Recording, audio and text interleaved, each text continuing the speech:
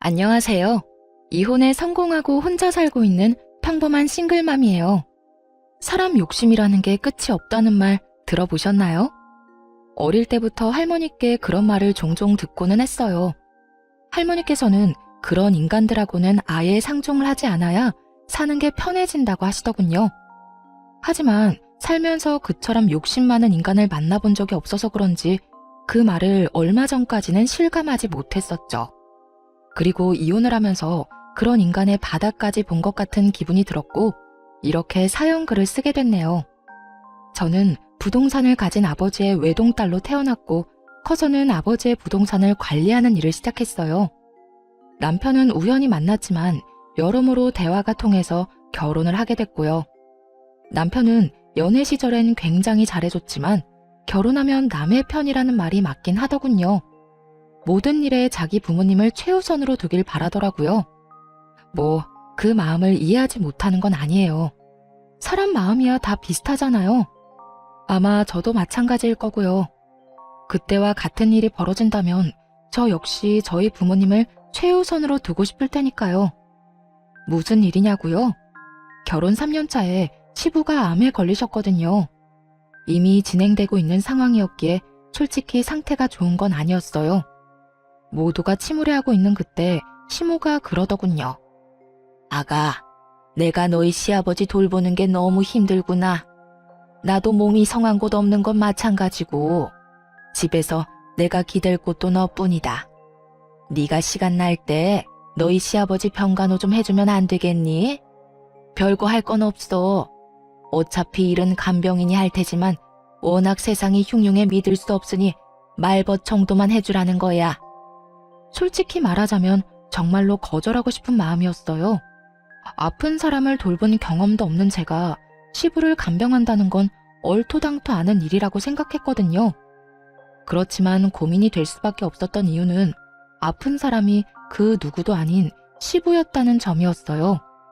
결혼 초에 며느리 사랑은 시아버지라는 말을 그대로 실천해준 분이 시부였거든요. 실수해도 너그럽게 넘어가 주시고 시댁 식구나 남편과 싸우면 저를 달래주는 사람은 시부뿐이었거든요. 고민은 짧았어요. 하기로 결심했죠. 그렇다고 시부를 온전히 혼자서 볼 수는 없다고도 생각했고요. 어머님, 제가 아버님 간병할게요. 그런데 저도 하나 제안할 게 있어요. 병간호를 한다고 했지만 저한테만 맡기지는 말아주세요. 아버님도 저만 보는 게 아니라 다른 가족들도 만나는 게 좋을 것이고 저도 일이 있을 때는 빠질 수 있어야 하는 일에도 지장이 없을 테니까요. 그 정도는 허락해 주실 거죠? 그렇구나. 일리 있는 말이야. 딸들이랑 아들도 돌아가며 아버지 병간호 하기로 하자. 다들 알아들었지? 시모가 그렇게 말해주었기 때문에 괜찮을 거로만 생각했어요. 그런데 아니더군요. 시누이들과 남편은 제게 일을 미루기 바빴거든요. 새언니, 오늘은 야근이 있어서 못 가요. 내일은 회식이 있고요. 저도 좀 힘들어요. 이번에 소개팅 때문에 저도 결혼은 해야 하잖아요. 어리고 철없는 신우들이야 그렇다고 쳐요. 결혼도 안 한 아직 놀기 좋아하는 아이들이었으니까 이해 못할 것도 없었죠. 그런데 문제는 남편 놈도 정말 철없이 구는 것이었어요. 당신도 잘 알잖아, 나 일 많은 거. 이번 주는 도저히 시간이 안 돼. 접대도 하러 가야 하고. 그리고 솔직히 우리 가족 중에 당신이 하는 일 제일 편하잖아. 앉아있기만 해도 돈 들어는 관리인인데 내 생각도 좀 해줘. 가뜩이나 쉬는 날도 별로 없는데 그런 날까지 아버지 수발 들러 가야겠어? 이런 건 당신이 좀 해줘도 되잖아. 100번 양보해서 여기까지도 참을 수 있긴 했어요. 열은 받았지만요. 그러나 이해할 수 없는 시모의 행동은 마치 불난 집에 부채질을 하는 것 같았죠. 예, 나 오늘 모임 있다. 내 간병 차례인 거 알기는 하는데 저번부터 잡혀있던 약속이라 미룰 수가 없네. 그러니까 네가 나 대신 오늘 병간호 좀 하거라. 솔직히 별로 할 것도 없잖니. 그리고 시아버지가 아프면 며느리가 모시는 게 어떻게 보면 당연한 도리 아니니. 그러니까 너도 며느리 도리한다고 생각하고 시아버지 잘 모셔. 너도 우리랑 가족이 되고 싶잖아. 이번이 그 기회라고 생각하면 되지. 그런 말을 하며 제가 시부를 모시는 것을 정당화하려고 하더군요. 그렇게 장장 3년을 시부를 돌봤어요. 그 정도 기간이 제 한계였네요. 아무리 시부가 잘해줬다고 하지만 이제는 항암 치료뿐 아니라 치매 증상까지 나타났거든요. 그렇게 되니 더는 감당할 수 없겠더라고요. 그래서 가족들이 있는 곳에서 말했죠. 아버님, 이제 더는 못 모시겠어요. 저도 요즘 바빠서 시간 내기 힘들어요. 그리고 다들 저한테 맡기고 자기 스케줄 보러 가잖아요. 제가 여태 모신 만큼 당분간은 다른 분들이 아버님 모셔주세요. 당신은 어떻게 그런 소리를 아무렇지도 않게 해? 갑자기 당신이 이러면 우리는... 그리고 아버지가 당신 많이 의지하잖아. 나라고 기분이 좋겠어? 하지만 당신, 아버님이 어떤 상태인지 요즘 제대로 본 건 맞아? 치매 증상까지 있으셔. 아직은 경증이라 멀쩡하신 시간이 많지만 앞으로 얼마나 더 나빠지실지 알 수 없다고. 하긴 당신은 나한테 맡겨놓고 골프 접대하러 다니느라 몰랐겠지. 뭐? 영업하면 그 정도 할 수도 있는 거지. 그걸로 이러는 거야? 당신이야말로 아버지를 위해 이 정도도 못해? 하고 싶으면 가족들이 하면 되잖아. 아버님 가족들. 그 가족들이 아버님 안 돌보고 방치한 게 자그마치 2년이 넘어. 1년은 그나마 왔다 갔다 정도는 했지. 그런데 2년 동안 다들 어땠어? 나한테 떠맡기고 다들 밖으로만 나돌았잖아. 나도 이제 더 이상은 못해. 집에서 아버님 수발 들고 싶으면 당신이랑 아가씨들 그리고 어머님이 알아서 해. 예, 나까지 싸잡아 그렇게 말하면 어쩌니? 나도 너희 외조모가 아파서 병원에 다니고 있어. 그런데 나더러 친정어머니의 남편까지 보는 건 네가 생각해도 너무하다고 생각하지 않니? 시모의 친정어머니가 편찮으시다는 건 맞는 말이었어요. 하지만 매번 가는 것도 아니었고 아마 핑계라는 표현이 더 맞을 거예요. 어떤 정신나간 인간이 병원 수발들러 가는데 높은 구두에 치마, 향수에 화장까지 풀 세팅하고 가나요? 수발들려면 편한 옷이 최고인데. 새언니, 우리도 마찬가지예요. 저희 직장에서 일도 많고 쉬고 싶은 것도 있고 약속도 많아서 시간을 내고 싶어도 시간이 안 나는걸요? 언니가 좀만 더 아버지 돌봐주시면... 언제까지요? 대체 언제까지 저 혼자 아버님 수발 들어야 하는데요? 애초에 제가 병간호하겠다고 한 조건은 가족들 모두 함께 아버님 돌보는 거였어요. 그런데 지금 어떻죠? 저 혼자만 일주일 내내 보고 있잖아요. 아, 그래서 열받았다고? 상황이 이렇게 됐으니 당신이 어느 정도 희생은 해야 할 거 아니야. 여기 다 바쁜 사람들밖에 없는데. 희생이라고 했나요? 진짜 열받더라고요. 아니 저는 뭐 일 안 하고 쉬는 사람인가요? 저도 건물 관리하려면 생각보다 바빴거든요. 남편은 제가 앉아서 돈이나 받으면 끝인 관리인이라고 생각한 모양인데 그거야말로 틀린 생각이죠. 언젠가는 아버지 부동산을 다 물려받을 테고 그걸 관리하는 법을 아버지에게 배우면서 일하고 있는 것과도 같았거든요. 열받아서 욕이라도 하려다가 좋은 생각이 났어요. 시부 병수발 초창기에 시부가 해준 이야기가 있었거든요. 그걸 이용하면 이 시댁이 뒤집어지는 꼴을 제대로 볼 수 있겠다 싶었죠. 그래? 알았어. 그럼 내가 계속 아버님 수발 들게. 기회를 주려고 해도 제 발로 차버리는데 어쩔 수 없는 거 아니겠어? 이렇게 이야기하니 시모가 의아한 눈으로 제게 물었어요. 기회라니, 그게 무슨 말이냐? 네, 아버님이 초반에 제가 수발드는 거 보시더니 고맙다고 사망보험은 수령인을 제 이름으로 해주고 싶다고 하셨거든요. 괜찮다고 말씀드렸더니 앞으로 당신 돌보는 사람에게 주시겠다고 하셨어요. 뭐? 그래서 너는 뭐라고 했는데? 제가 며느리이긴 하지만 피가 섞인 가족도 아니고 배우자도 아니잖아요. 그래서 부담스러워서 받지 않으려고 했는데 이러면 어쩔 수 없죠. 제가 아버님 옆에서 계속 눈도장 찍는 수밖에요. 이 말을 듣더니 시모와 신우들의 눈이 휘둥그레지더군요. 그러고는 순식간에 몸을 숙이며 말하더라고요. 예, 그런 일이 있었으면 미리 말했어야지. 앞으로는 네가 아버지 찾아오지 않아도 된다. 우리가 알아서 할게. 그래, 요즘 우리가 좀 무심하긴 했어. 앞으로는 예미가 아버지 옆에 꼭 붙어 있으마. 시모가 그렇게 말하자 신우들이 옆에서 아우성쳤어요. 엄마, 새치기 하는 게 어딨어. 우리도 아버지 볼 거야. 날짜 정해서 똑같은 시간만큼 보도록 해. 그거 아니면 절대 안 된다고. 일단 주말은 다 빼서 나 줘요.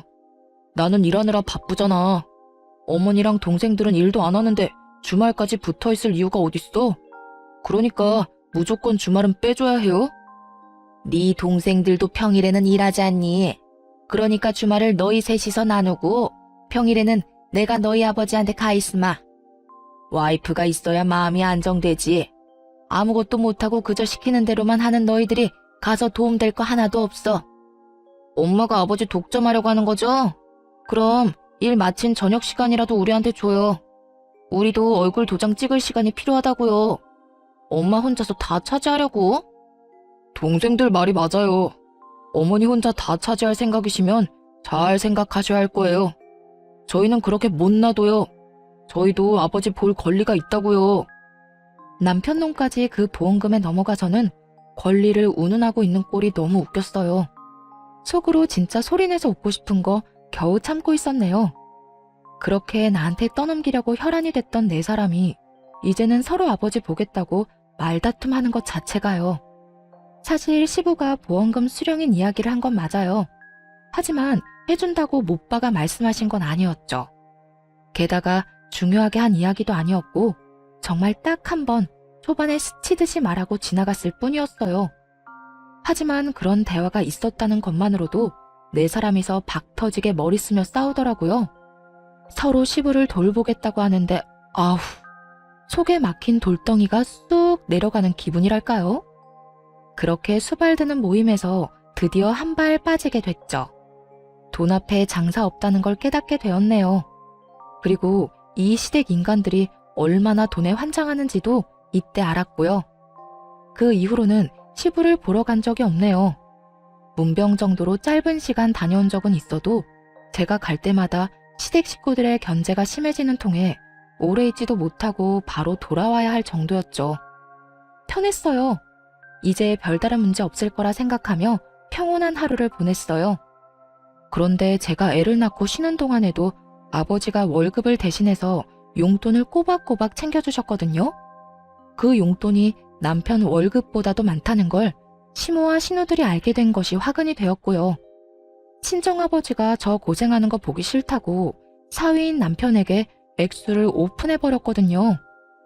이 정도까지는 도와줄 테니 내 딸한테 무리시키지 말라고 으름장을 놨던 거죠. 뭐 그런 말을 들었다고 사람이 금방 바뀌는 건 아니었지만요. 대신 시모와 신우들의 눈이 바뀌긴 했죠. 예, 너 혹시 돈 좀 있니? 네 시아버지도 저렇게 아프고 내가 돈 쓸 곳이 있는데 돈 나올 곳은 없으니까 힘들구나. 혹시 돈을 좀 빌려줄 수 있어? 한 300만 원이라도. 많이 급하신가 보네요. 용돈으로는 감당하기 어려운 금액이기도 하고. 그런데 제가 그냥 빌려드릴 수는 없고 차용증을 썼으면 좋겠어요. 제가 아버지에게 용돈을 받긴 하는데 그 돈이 다 아버지 명의 계좌에 들어가 있어서 그냥 드릴 수는 없거든요. 괜찮으시겠어요? 괜찮다마다. 차용증이야 얼마든지 써줄 수 있어. 그러니까 좀 부탁한다. 염치가 없다고는 생각한다만 그래도 이렇게 도와줄 사람이 옆에 있는데 대출이나 금융기관 돌아다니는 것도 웃기지 않니? 어차피 일을 안 해서 대출 금액도 안 나오겠고 말이지. 주절거리는 시모를 뒤로 하고 차용증을 써줬어요. 그런데 그 뒤로는 신우들도 와서 돈을 빌려가더군요. 웃긴 건 갚을 생각은 않고 계속 빌려만 가더라고요. 마치 ATM에서 돈 꺼내 가듯이 말이죠. 처음에는 별말 안 했어요. 차용증이라는 강력한 문서가 있었으니까요. 남편은 이걸 아는지 모르는지 별 생각이 없어 보였고요. 그렇게 시모와 신우 둘이 빌려간 금액이 2년 만에 1억 정도로 불어나더군요. 당시가 결혼한 지 6년쯤 됐을 때예요. 그 금액을 이 인간들이 어떻게 감당하려고 그러나 슬슬 걱정이 되기 시작할 무렵 친정엄마에게 안 좋은 소식이 들려왔어요. 뇌졸중으로 고생하며 재활에 전념하던 어머니에게 2차로 뇌경색이 발견된 거예요. 게다가 이번에는 반대쪽 뇌였기 때문에 결국 양쪽 다 제대로 못 쓰는 처지가 된 거죠. 재활 전문병원에 입원하셔서 한참을 치료받았지만 상태가 그리 호전되진 않았어요. 외로움 많이 타는 어머니를 병원에 홀로 있게 두는 것도 좀 그랬고, 그렇다고 아버지에게 어머니 병간호를 부탁하는 것도 어려운 일이었죠. 아버지도 당뇨를 포함해 여러 지병에 시달리고 있었으니까요. 무리를 하거나 스트레스를 받을수록 몸 상태가 더 안 좋아지셨거든요. 결국 이번에는 친정어머니 병간호를 하기 시작했어요. 집에서 모시는 건 아니었고 병원에 가서 보는 거였으니 그나마 마음은 좀 편했죠. 그런데 남편 놈이 어이없는 딴지를 걸더군요. 나 당분간 우리 친정엄마 병간호 때문에 병원으로 출퇴근할 예정이야. 집에 없으면 병원 가 있는 줄 알고 있으면 돼. 장모님 병원에 입원하셨잖아. 근데 너까지 꼭 병간호하러 가야 해? 간병인도 있다며. 간병인이랑 엄마 둘만 두는 거 내가 싫어. 우리 엄마 외로움을 얼마나 많이 타는데. 지금 엄청 심적으로 힘드실 거라 옆에서 위로해드리고 싶어서 그래. 그래서 지금 친정어머니 모시느라 애들이며 나며 다 내팽겨치겠다고? 당신 이렇게 이기적인 사람이었어? 나도 지금 바쁜 사람이야. 진급을 눈앞에 두고 얼마나 중요한 시점인데 네가 이러면 나는, 애들은. 여태 내가 다 케어했잖아. 그러면 당신도 좀 양보라는 걸 해. 언제까지 나한테 다 의존할 건데? 그렇게 싸웠음에도 결론은 나지 않았어요. 아니, 제게는 이미 친정엄마를 병간호해야 한다는 확고한 결론이 있었고 남편 놈에게는 저를 절대 못 보내준다는 확고함이 있었으니 이야기는 평행선만 달리고 있었죠. 그리고 며칠 뒤 시모가 연락이 와서는 헛소리를 짓거리더군요. 아니 너는 어떻게 시집 온 애가 친정에 목을 매니? 너 죽어도 이 집 귀신이야. 네가 여기 시집 왔다는 건 그런 뜻이라고. 그리고 나도 요즘에 네 시아버지 수발 드느라 얼마나 힘든 줄 아니? 어깨도 허리도 빠져나갈 만큼 아파 죽을 것 같아 얘. 아니, 수발 드느라 안 힘든 사람이 어디 있어요. 저도 다 해봐서 알고 있어요. 그걸로 생색내시면 안 되죠. 아니 얘, 너희 어머니는 중병이라며. 그러면 전문가한테 맡겨놓으면 될 일이지 왜 너까지 나서서 이래? 너 친정엄마 수발 들러 갈 거면 내 수발이나 들어. 시어머니가 힘들어 죽겠는데 어딜 간단 말이니? 어머님, 내로남불이 무슨 뜻인지 아시죠? 내가 하면 로맨스, 남이 하면 불륜. 어머님이 뭐라고 하시면서 저한테 아버님 병수발 들라고 하셨는지 기억 안 나세요? 어머님 친정어머니께서 아프셔서 아버님 못 모신다면서요. 왜요? 어머님은 친정에 그렇게 다니셔도 되고 저는 안 돼요? 왜죠? 왜 우리 엄마는 제가 병간호하면 안 된다는 거죠? 그렇게 말하니 시모도 말문이 턱 막힌 모양이었어요. 하지만 아마 시모는 친정엄마 수발 같은 거 든 적도 없었을 거예요. 대신 놀러나 다녔겠죠. 그렇지만 수발 든다는 이유를 대고는 놀러 다녔으니 반박할 말도 없었을 거고요. 야, 너 우리 엄마한테 이게 뭐 하는 짓이야? 우리 엄마한테 따지는 거야 지금? 와, 너 진짜 웃긴다. 아버지 아파서 다들 아버지 모시느라 힘든데 어떻게 너 혼자 이렇게 태어내? 너는 왜 이렇게 이기적이야? 너도 우리 가족이라고. 우리 결혼한 거잖아. 그러니까 그러면 너도 내 가족이지. 우리 부모님 아파서 저러고 있는데 나한테 병간호도 못 가게 하는 게 남편이야? 그러는 네가 사위냐고.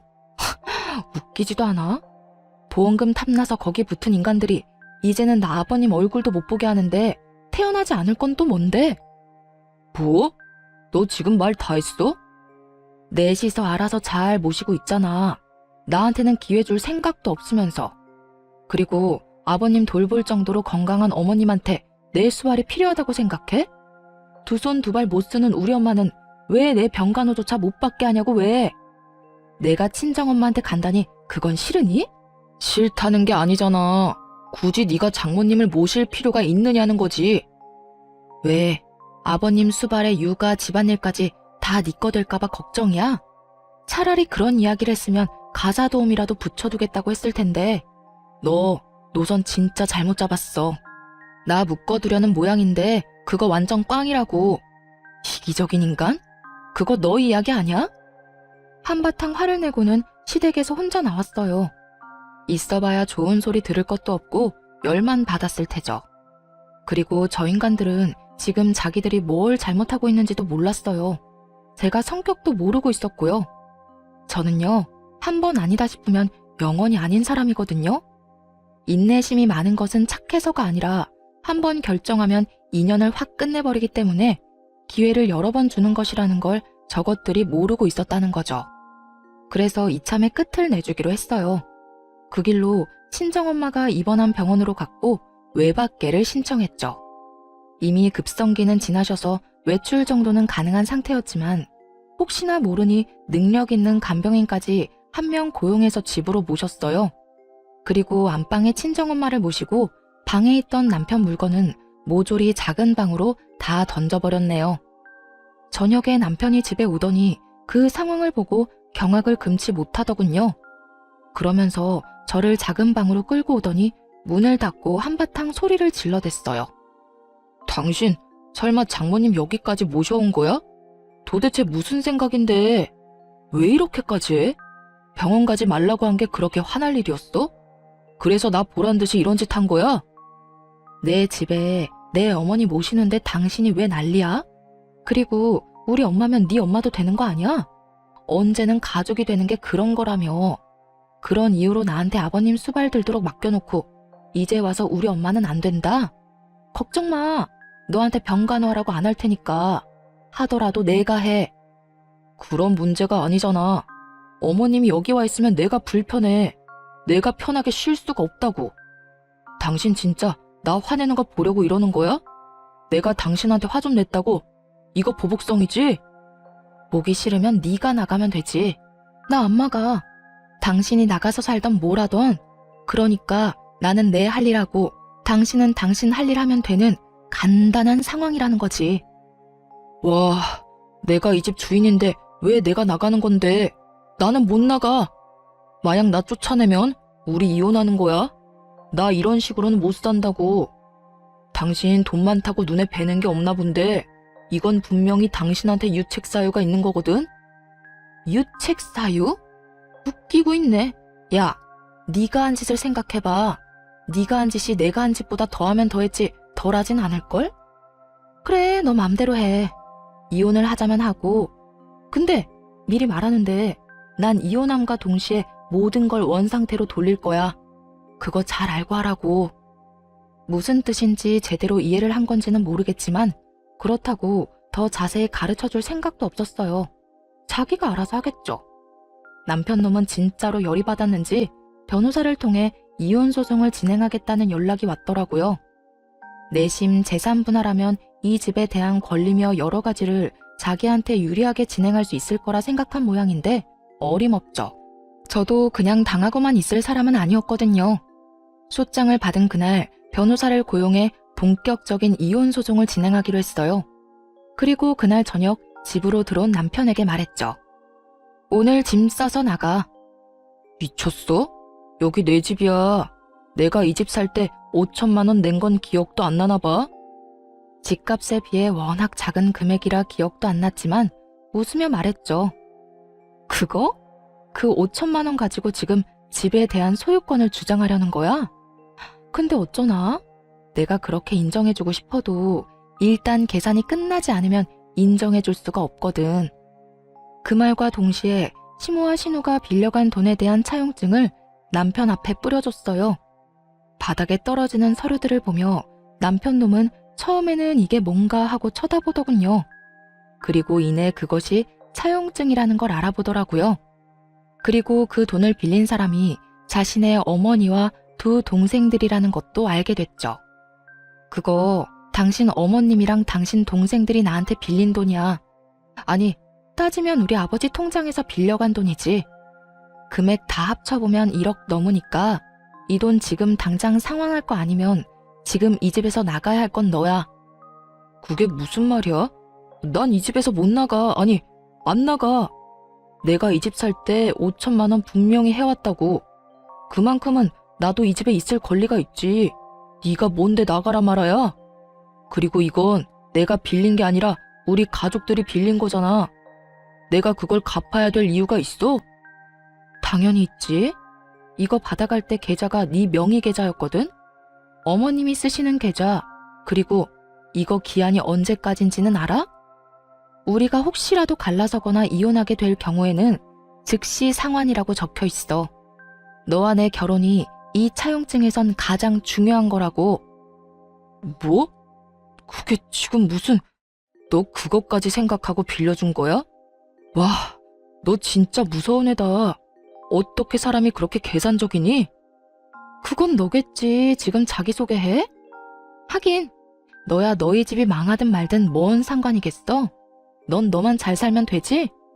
어머님이나 동생들이 1억 못 갚아서 집이라도 팔면 참 좋겠다.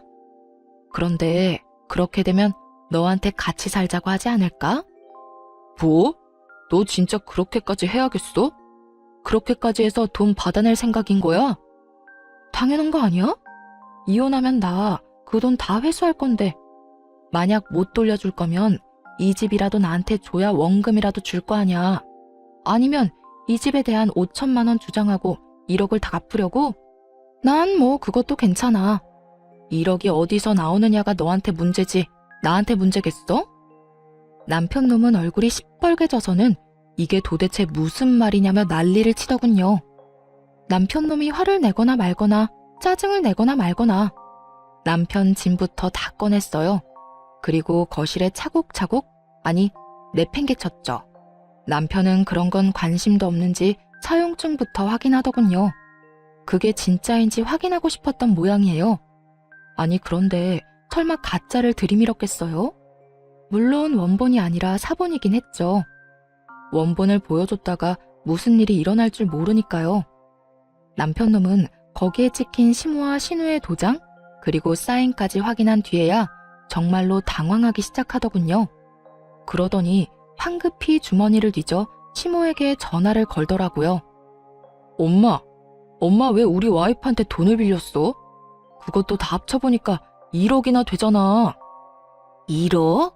무슨 소리니? 나는 그만큼 많이 안 빌렸어.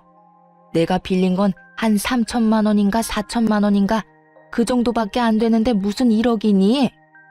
엄마뿐만이 아니라 동생들도 와이프한테 돈을 빌렸던데 세 사람이 우리 와이프한테 빌린 돈이 자그마치 1억이야 1억. 이 돈 어떻게 할 거야? 어떻게 하긴 뭘 어떻게 해? 야, 며느리 돈이 네 돈이야. 그래서 빌린 거지. 너희가 이혼 안 하고 잘 살기만 하면 안 갚아도 되는 돈이잖아. 나 죽으면 내가 사는 집으로 대신해서 갚든지.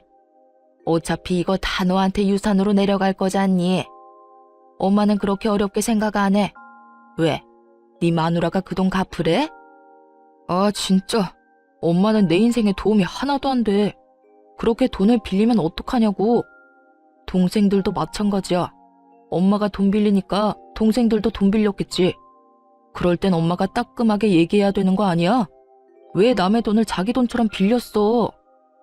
왜 나한테 화를 내고 난리니? 아니, 무슨 일인데? 무슨 일 때문에 지금 그거 가지고 전화해서 엄마한테 이러는 건데? 나 지금 집 뺏기게 생겼어. 나 이 집 5천만 원이나 주고 그나마 지분을 가지고 있었는데 그거 다 뺏기게 생겼다고. 지금 빈털터리로 쫓겨나게 생겼어. 아니, 빚만 5천만 원 생긴 거라고. 아니, 네가 왜 쫓겨나? 너 며느리랑 싸웠니? 그래서 그래? 그것 때문에 며느리가 너 보고 집 나가래? 내가 이혼하자고 했어. 장모님 모시고 집에서 산다는데 난 그거 싫다고 장모님 데리고 오면 집 나가겠다고 했지. 그리고 이혼할 거라고도 얘기했고. 근데 와이프가 정말로 장모님을 모시고 왔더라고. 그래서 내가 이혼 전문 변호사 사서 소장 보냈거든. 아니 뭐? 그래서 지금 이혼을 한다고? 아 몰라. 나더러 빈털터리로 이 집에서 나가야 된다고 하면서 차용증을 들이밀잖아. 도대체 엄마랑 동생들은 사고를 얼마나 친 거야? 나 몰래 돈을 왜 이렇게 빌렸냐고. 지금 당장 돈 모아서 1억 갖고 와. 나는 그거 내고 이 집에 대한 소유권 주장해야 되겠어. 재산 분할도 하고 내 돈은 받아야 될 거 아니야. 예, 갑자기 그런 큰 돈이 어디서 생겨? 이 한밤중에. 엄마가 1억이 있었으면 돈을 빌렸겠니? 이혼하지 말고 버텨. 그냥 잘못했다고 무조건 빌어. 그리고 뭐 장모님이랑 좀 같이 살아도 되지. 1억 안 갚는 대신에 그 정도 할 수 있잖아. 엄마, 내가 싫다고. 나 어른들하고 같이 사는 거 힘들어서 못해. 신경 쓸 게 얼마나 많은지 알아? 몰라. 난 모르겠으니까 엄마한테 이야기하지 마. 네 동생들한테 얘기해서 5천만 원이라도 빌릴 수 있는지 알아보든지. 엄마는 돈 나올 구석이 없어서 네 와이프한테 돈 빌린 거야. 그러니까 나한테 이런 식으로 다그치지 마. 네가 능력이 있었으면 엄마가 네 와이프한테 그랬겠니? 따지고 보면 다 네 탓이지. 어쨌든 엄마한테는 돈 달라고 얘기하지 마. 알았어? 그렇게 시모는 차갑게 전화를 끊어버리더라고요. 남편이 두 여동생에게 전화를 했는데 그 전화들도 남편에겐 그리 좋은 소식이 아니었죠. 오빠는 도대체 무슨 일을 그런 식으로 해? 세연이한테 무조건 잘못했다고 빌어. 알았어? 나 그 돈 솔직히 말해서 갚을 생각 없이 빌린 거란 말이야. 세연이가 워낙 돈이 많잖아.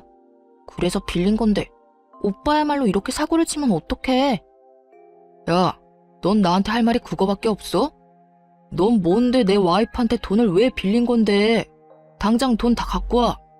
너 가지고 있는 거 다 팔아서라도 가지고 오라고. 네가 가지고 있는 명품들. 미쳤어? 그건 내 목숨이나 똑같아. 무조건 세연이한테 빌기나 해. 빈털터리로 이혼당하지 말고. 그리고 오빠 이혼해도 나 그 돈 못 줘. 오빠가 다 갚아야 한다고. 너 미쳤구나. 네가 빌린 돈을 내가 왜 갚아? 네가 갚아야지. 거기에 다 적혀있어. 내가 못 갚으면 오빠가 갚아줄 거라고. 그건 무효야. 내가 차용증 쓰는 자리에도 없었는데 왜 내 이름을 팔아? 몰라. 법적인 건 모르겠고 그렇게 됐으니까 오빠가 알아서 하라고. 그렇게 전화를 끊고서야 남편 놈은 약간 제정신이 돌아왔나 보더라고요. 화가 나서 이혼 소장을 보낼 때랑은 깜판인 얼굴로 그러더군요. 여보, 미안해. 내가 말이 좀 심했던 것 같아. 사실 그렇지. 우리 아버지도 모시라고 했는데 당신 어머니 못 모시게 하는 것도 말 안 되는 일이긴 하지. 내가 요새 너무 스트레스 많이 받아서 잠깐 돌았었나 봐. 내가 왜 그런 짓을 했는지 모르겠네. 변호사한테 얘기해서 소송 진행하는 거 없던 일로 할 테니까 당신도 이 정도쯤에서 나 용서해주고. 나는 용서할 생각 없으니까 당장 짐 싸서 나가. 우리 엄마 모셔야 되니까 나가라고. 나랑 우리 엄마 정신 사납게 해놓고 그냥 넘어갈 생각은 아니지? 나는 한번 피를 보면 끝장을 보는 사람이야. 네가 먼저 시작한 거고 난 끝장을 봐야겠어. 걱정하지 말고 나가. 돈은 내가 어떻게든 다 받아낼 테니까. 여보, 제발 부탁이야. 나 이렇게 나가면 갈 곳도 없어. 그리고 갚을 돈도 없다고. 1억을 도대체 무슨 수로 갚아? 그건 나한테 할 말이 아니지. 당신 어머니랑 당신 동생하고 상의해야 되는 일 아니야? 아니면 내가 5천 떼줄까? 대신 이 집에 대한 건 미련 버리고 깔끔하게 1억 갚으면 되지. 의미가 없잖아. 그냥 용서해주면 안 돼?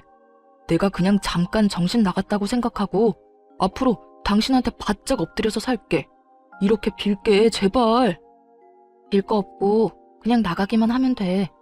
이혼 서류 다시 보냈을 때 확인했고 우리도 차용증 관련해서는 증거자료 소명할 테니까 그렇게 알아. 그리고 네가 왜 갈 데가 없어? 너 시댁 가면 되잖아. 어머님이랑 아버님이랑 두 동생들 있는 시댁 가서 잘 살면 되지. 아니면 그 집 담보로 대출이라도 당기면 되겠네. 그걸로 1억 갚고 나면 너도 이 집 소유에 대해서 주장할 수 있지 않겠어? 그렇게 말은 했지만 솔직히 그대로 될 거라는 생각은 안 했어요.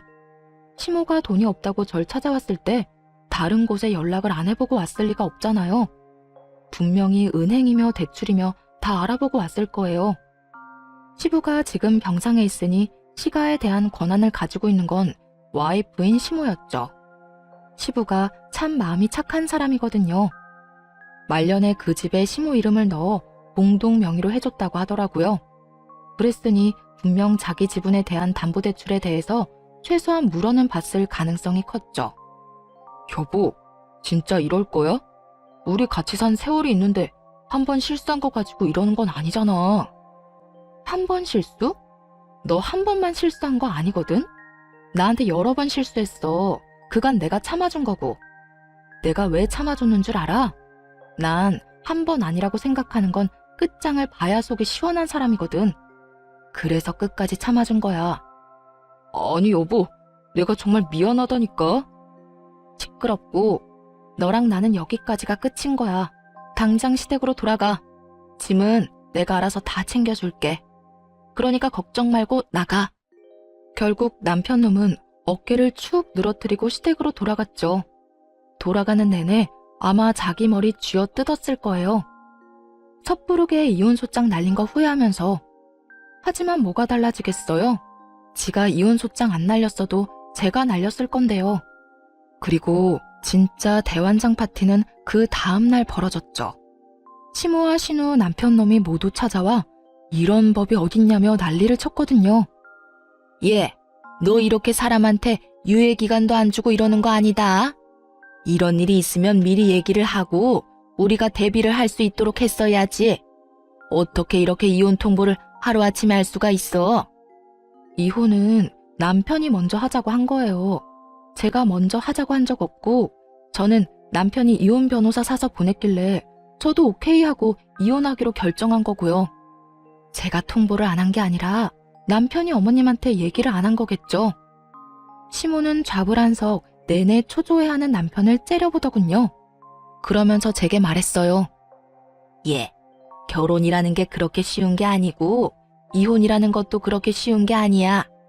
어렵게 맺어진 인연 어떻게든 보듬고 양보하고 서로 함께 걸어가며 살아야 하는 거지. 이렇게 화난다고 막 이혼하고 그러는 거 아니다. 너도 다시 한번 생각해봐라, 응? 돈 갚을 수단이 없었는지 아니면 제가 생각한 대로 시댁 집조차 담보대출을 이미 받았는지 이제 와서 애걸복걸하는 꼴이 너무 웃기더라고요. 저는 이혼소송 계속 진행할 거고요. 이혼할 때까지 할 거예요. 그리고 돈도 다 받아낼 거예요. 저한테 와서 이러지 마시고 돈이나 어떻게 상환할지 가서 상의해보세요. 차갑다 못해 서리빨이 부는 제 목소리에 결국 아무도 대꾸 못하고 나가버리더군요. 제가 며느리로서 가족이 되려고 노력했을 때는 자기들이 떵떵거리며 저한테 큰소리 칠 수 있었겠지만 이제 이혼을 눈앞에 두고 있으니 저한테 그 사람들은 그냥 돈 빌려간 사람일 뿐이잖아요. 그 사람들한테는 내가 돈을 빌려준 사람이고요. 그러니 이렇게 저자세로 나오는 것도 당연한 일이었죠. 그런데 이렇게 정신없는 와중에 시댁에는 또 사건이 터졌더라고요. 시부가 결국 흡인성 폐렴으로 앓다가 돌아가시게 된 거였어요. 그간 치매까지 중증으로 진행돼서 굉장히 힘든 상황이었는데 시부가 돌아가셨다니 슬프긴 하더라고요. 게다가 시부는 돌아가실 때까지 워낙 아프셔서 평생 모으신 돈을 치료비로 끌어다 쓰신 걸로 알아요. 그래서 이렇다 할 재산도 없고 시모가 살고 있는 집이 전부라고 알고 있었거든요. 그런데 그 와중에 시모와 신우들은 시부의 사망보험금에만 다들 정신이 팔려있더군요. 하긴 그게 나오면 저한테 1억 갚고 집에 관해서도 주장할 수 있으니까요.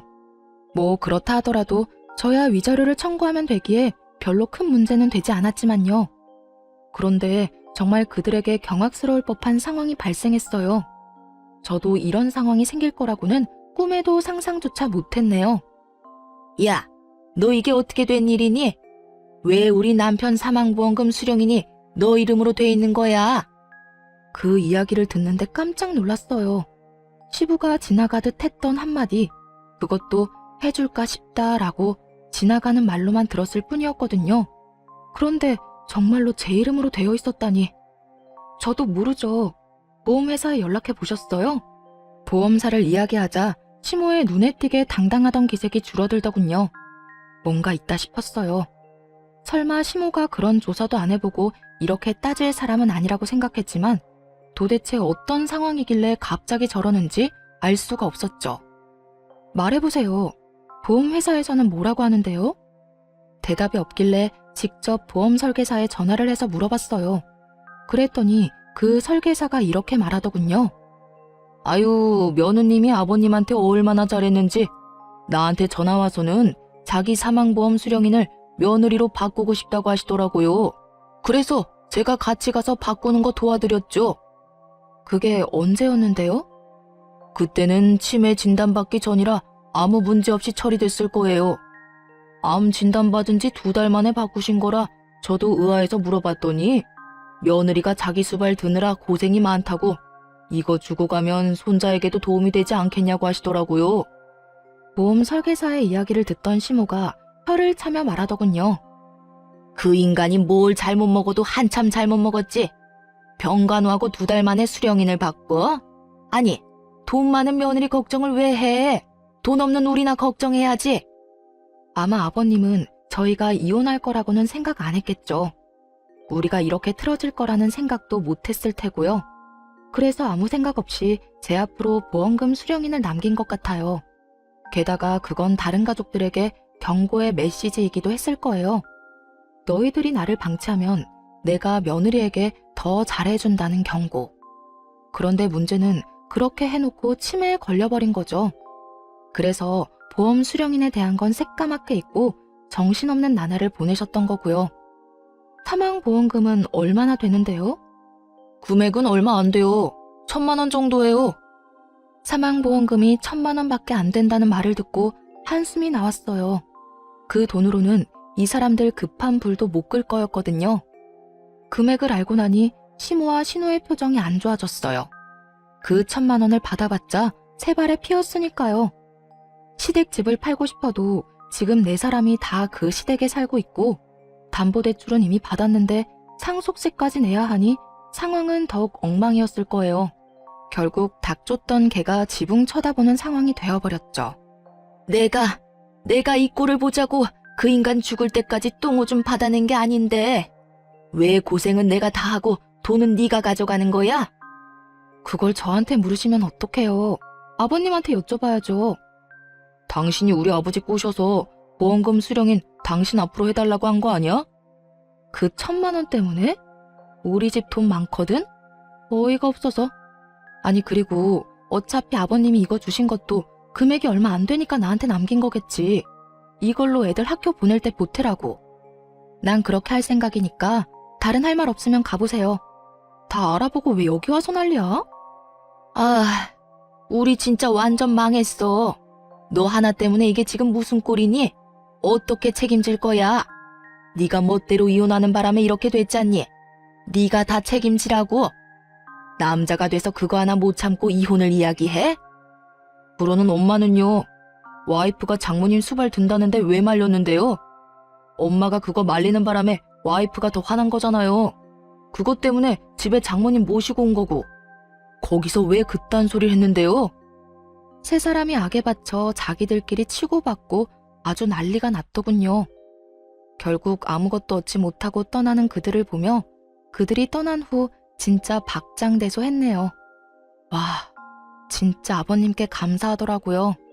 그 돈은 아버님 손주에게 그대로 물려주려고 생각했죠. 그렇게 이혼까지 판결이 다 나고 완전히 이혼하게 됐어요. 그 뒤에 들린 소문은 뻔하다면 뻔했죠. 전 남편이 돈을 갚긴 했어요. 집에 보탰던 5천만 원으로 1억의 빚을 5천으로 탕감한 뒤 나머지 5천을 여기저기서 겨우 돈 빌려서 갚더라고요. 그런데 빚내서 그렇게 갚은 뒤로는 등골이 빠졌다고 하더라고요. 5천만 원, 어떻게 보면 큰 돈은 아닌데 시모가 빌린 대출도 있잖아요. 그것도 갚아야 되는 거예요. 결국 대출 2개를 엎게 된 전 남편 놈은 이 시댁에서 돈을 버는 유일한 일개미였죠. 그런 전 남편 놈에게 시모와 신우는 일도 안 하면서 돈이나 달라고 짹짹대는 바람에 결국 전 남편 놈은 집에서 나가 자취를 하고 있다고 해요. 욕심. 그 끝없는 욕심 때문에 전 남편 놈은 망했고 지금도 영원히 고통받고 있는 중이었죠.